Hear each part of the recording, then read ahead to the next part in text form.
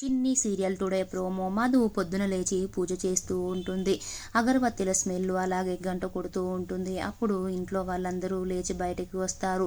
Maddy కూడా ఏంటి పొగ ఏంటి గంట సౌండ్ అనేసి చూసేసరికి మధు పూజ చేస్తూ ఉంటుంది. మ్యాడీ మధు దగ్గరికి వచ్చి మధు ఇలా ఒకసారి రా అనేసి అంటాడు. అనేసరికి మధు పదండి అనేసి అంటుంది. మ్యాడీ మధు ఇద్దరు వాళ్ళ గదిలోకి వెళ్తారు. వెళ్ళిన తర్వాత మధు వదలండి అనేసి అంటుంది.